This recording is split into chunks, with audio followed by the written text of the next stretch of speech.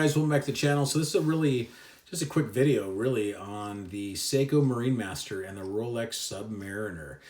We have the SLA 021 on the right and a 1140-60 on the left. Recently discontinued, and I believe it will only go up in value.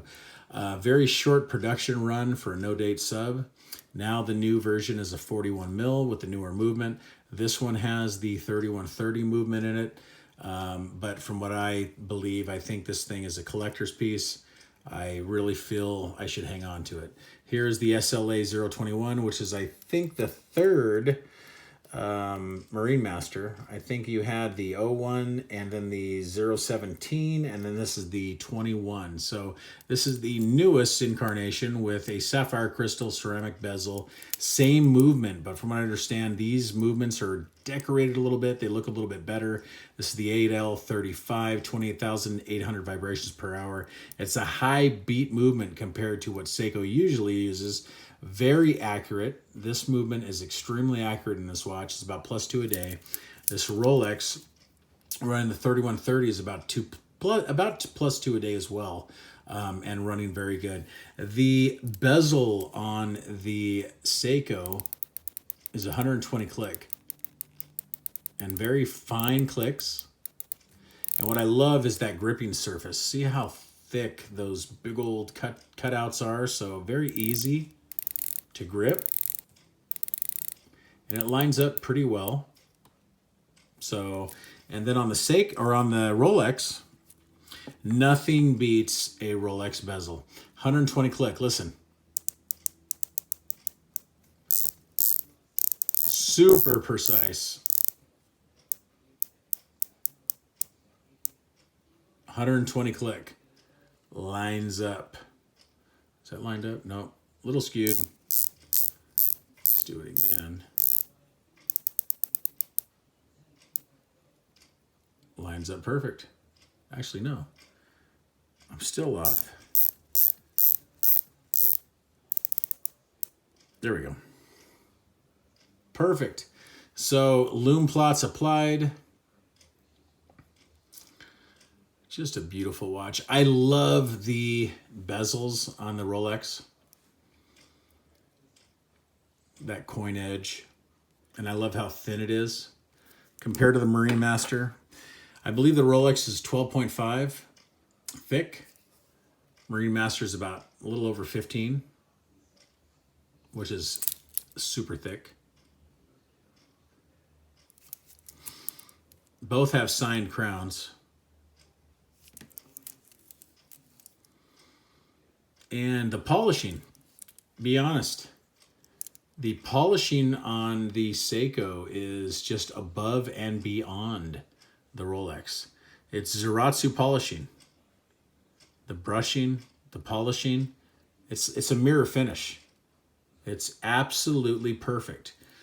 If you look at the Rolex, it is not bad at all, but it's not as good as the Zaratsu polishing. It really isn't.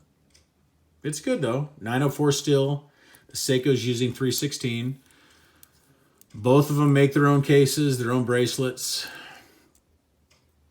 probably their own steel. I know Rolex makes its own steel. I'm not sure about Seiko, but probably. But both are true manufacturers. The dimensions, this is a 44 millimeter, this is a 40. Tip to tip on this is about 50.2, this is about 48.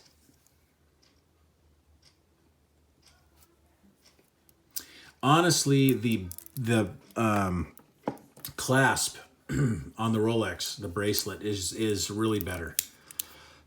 Excuse me. Just much better. It's better milled. This is more stamped steel on the Seiko. This is all milled out. And you do have the extension, easy link. You can move it around, all that. It's super easy to use.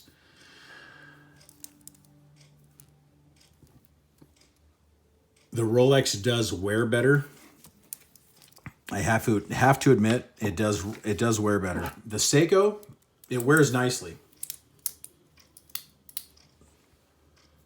On my 7.5-inch wrist, it wears very nice. It is tall, but honestly, it doesn't seem that tall because if you look at how the case hugs my wrist. It does not feel that tall at all. In fact, wearing a Tudor Black Bay feels much taller than this because it just has straight slab sides. So this is actually very wearable, much more wearable than like a Tudor Black Bay. I love this watch. I love the look of it. It's just a beautiful piece. The bracelet I like. It's not ideal. I mean, if you open it up like that, that's how it adjusts. So you can actually adjust on the fly that way. It looks goofy because it's kind of open like that, but honestly, it's very functional. But this is all titanium. I believe the clasp assembly is all titanium on this. It's very light. The rest of it's all steel. But it's very functional. It works very well. You've got some extra minor adjustments. But just a good looking piece, man. You cannot, drilled lugs. You can't beat this model. It's like $2,500, $2,800 brand new. You cannot beat a Marine Master, guys. You cannot. Especially if you want someday to aspire to own a Rolex Submariner. You want to, kind of like the gateway drug is right here. But it's cool to have them both in the collection. I think it's nice to have them both. They're both great watches. So anyway, there you have it, guys. Just a little comparison. I mean, they both have rich history. Seiko, Rolex, all in-house, both of them. Rolex, the thing with Rolex is they only make high-end pieces. They're all high-end. Seiko does everything. They do high-end. They do low-end. They even do higher-end with Grand Seiko. They do even higher end with Creedor, stuff like that. So they corner the market just about everywhere with any watch enthusiast. If you're picking up a SKX, if you're picking up something higher end or a Grand Seiko, whatever, they're going to get your money. Rolex, it's Rolex. It's this or nothing. It's high end or nothing. That's just how they do it. And there are other higher end watches. You have AP, you have Patek, but honestly, there is nothing more well known than a Rolex. And they do an awesome job. Awesome job. So anyway, I love them both. So did I do a Loom Shot on these two? I'm not sure if I did. I'm going to do it anyway. Let's just do one real quick. The Seiko's probably going to blow the Rolex out of the water just because Lumibrite is pretty bright. But Rolex is using the Chromolite, which it's blue. I love the look of the blue. Let me kill the lights. And you guys can check this out. You can already see the turtle in the background. There's the turtle. Look how bright that is. $400 watch. But look at this. So let's move the Seiko. I don't know why I just get weird about having something misaligned. What about you guys? Okay, so that's pretty damn good right there. Actually, no, that's off too. But anyway, so look, there is the Seiko and there's the Rolex. So look how much brighter that Seiko is. And it's evenly applied. It's just no blotchiness. It's perfect. But the Rolex, oh my God. Chromolite, blue, just beautiful. But the Seiko beats. It beats it no matter what. Anyway, there you have it, guys. Thank you so much for watching. Please like and subscribe. There is much more to come. I have some vintage watches coming soon. Seiko 6105s, some 6309s.